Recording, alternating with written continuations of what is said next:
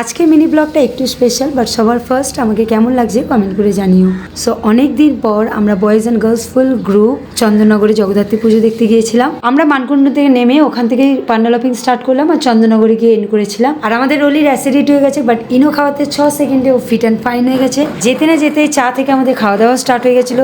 অনেক কিছু খেয়েছি, সেই ভিডিও তোমাদের সঙ্গে শেয়ার করেছি, পারলে দেখে নিও। আমি কখনো এর আগে চন্দননগরে জগদ্ধাত্রী পুজো দেখতে যাইনি। আমার কিছু ফ্রেন্ড গিয়েছে, বাকিরা তো যায়নি। সো আমাদের বেশিরভাগেরই এটা ফার্স্ট টাইম ছিল, আর কিছু জন এর আগেও গিয়েছে। বাট আমি এখানে একরকম এক্সপেক্ট করে গেছিলাম আর পুরো অন্যই পেলাম। আমার একটা এক্সপেকটেশন ছিল যে শুধু লাইটিংই হয়তো ভালো করে আর নর্মাল একটু পুজো হয়, বাট গিয়ে দেখলাম যত বছর কি বছর যাচ্ছে পুজো অসাধারণ করছে। পুরো কলকাতার মতন চেষ্টা করছে পান্ডালগুলো দারুণ থিম রাখার, আর তার সাথে মায়ের মূর্তি নিয়ে কোনো কথা হবে না। প্রত্যেকটা পান্ডালে মায়ের মূর্তিগুলো এত অসাধারণ, মন দেখে জুড়ে যাচ্ছিল, এত সুন্দর ছিল।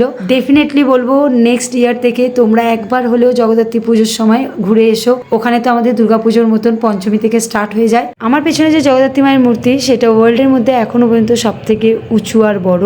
বাট আমাদের যাওয়ার নেক্সট ডেতেই মূর্তিটা বাই অ্যাক্সিডেন্ট ভেঙে যায় এবং কিছু মানুষের ক্ষতি হয়। সো শুনে ভীষণ খারাপ লেগেছিল নিউজটা। শুধু একটা জিনিসেই খুব রিলিফ পাচ্ছিলাম যে খুব বড় কিছু ক্ষতি হয়নি, না হলে ভীষণ খারাপ লাগতো। শুধুমাত্র রেকর্ড করার জন্য এমনভাবে মূর্তি বানানোই উচিত না যে পরে অ্যাক্সিডেন্ট হওয়ার চান্স থাকে।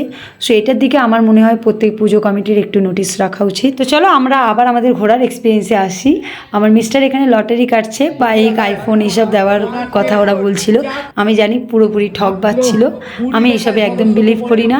স্টিল আমার মিস্টার আমার কথা শুনলো না। আর এই যে সার্কাস মাঠের যে থিমটা ছিল, এটা আমাদের পুরো ত্রিধারার পুরো থিমটার মতন রেখেছিল। আগরি ডান্সও হয়েছিল, ওইটার ভিডিও তোমাদের আলাদাভাবে শেয়ার করেছি, তোমরা পারলে দেখে নিও। অনেক পান্ডাল হপিং ও মূর্তি দর্শনের পর আমরা একটু রেস্ট নিতে বসলাম, কারণ এই ম্যাডামগুলো আর হাঁটতে পারছিল না। তারপর রেস্ট নেওয়ার পর একটু খাওয়া দাওয়া করে আমরা আবার কিছু পান্ডাল হপিং করলাম। দেন লাস্টে গিয়ে ফাইনালি আমাদের বার্থডে গার্লের বার্থডে সেলিব্রেট হলো খুব ছোট্টভাবে স্ট্যান্ড রোডে। সো বাকিটা তোমাদের সামনেই রইলো।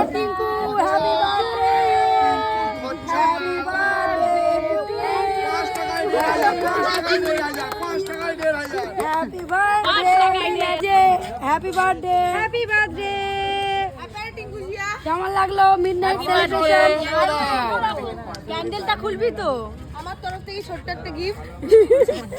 আমি তো সো এখানেই আমার ভিডিও এন্ড করছি। আশা করি ভিডিওটা তোমাদের ভালো লাগলো। তো চলো, বাই বাই।